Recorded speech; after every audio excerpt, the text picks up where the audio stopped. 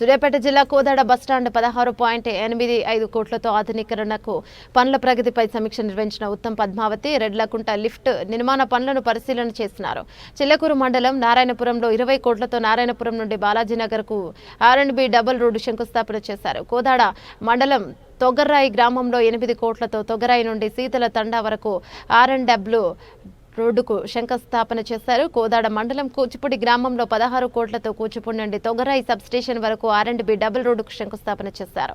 కోదాడ పట్నం బాలాజీనగర్ తండాలో 2.0 కోట్ల రూపాయలతో నూతనంగా నిర్మించిన 33 యాబ్లెక్ 11 KVA విద్యుత్ సబ్ స్టేషన్ ప్రారంభోత్సవ కార్యక్రమాన్ని నిర్వహించారు. ఈ సందర్భంగా ఎమ్మెల్యే ఉత్తమ్ పద్మావతి మాట్లాడుతూ ఇల్లు లేని అర్హులైన పేద ప్రజలకు ప్రతి ఒక్కరికి కాంగ్రెస్ ప్రభుత్వంలో ఇల్లు నిర్మించిస్తామని హామీ ఇచ్చారు. మంజూరైన రేషన్ కార్డులను త్వరలో ఇచ్చే ప్రక్రియ పూర్తి చేసేందుకు అధికారులు సిద్ధంగా ఉండాలని కోరారు.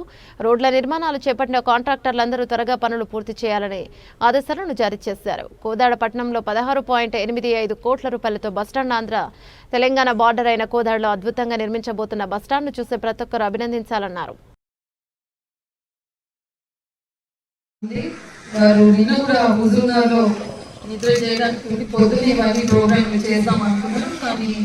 మన ముఖ్యమంత్రి గారు వారిని చాలా లేట్ అయ్యాక ఫోన్ చేసి వారి సొంత కాన్స్టిట్యున్సీలోనే వారు నిర్వహించే ప్రోగ్రామ్ కి సార్ ఉండాలి తప్పగా ముఖ్యమంత్రి గారి కాన్స్టిట్యున్సీ కాబట్టి మళ్ళీ పనులు ఆగకుండా ప్రారంభోత్సవం చేస్తే మన పనులు మన రోడ్లు మనకు త్వరగా కాంట్రాక్టర్ వాళ్ళు మరి చేసిస్తారనే ఏదైతే ఉద్దేశంతో మరి ఈ రోజు నేను వచ్చి ఆ ప్రోగ్రామ్ యథావిధిగా అన్ని రోడ్లు కూడా ప్రారంభోత్సవం చేసుకుంటూ వెళ్తున్నాను.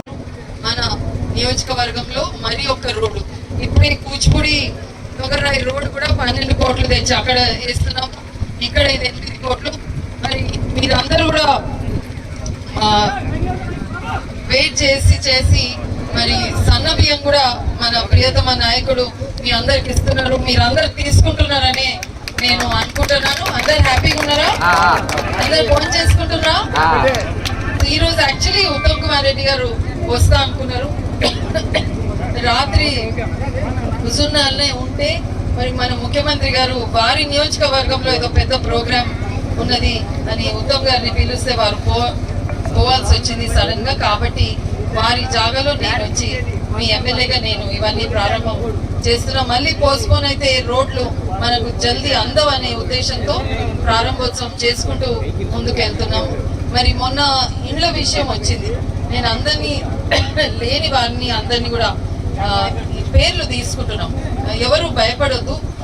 ఇండ్లు పేర్లు వచ్చినాయి రాలేదు అని కాదు. ఇది ఓన్లీ వెరిఫికేషన్. అంటే మీకు ఎవరికైతే ఇండ్లు ఉందా లేదా, సొంత జాగా ఉందా లేదా, ఇది కనుక్కోనికే పేర్లందరూ మన ప్రభుత్వ అధికారులు అందరూ తిరుగుతున్నారు.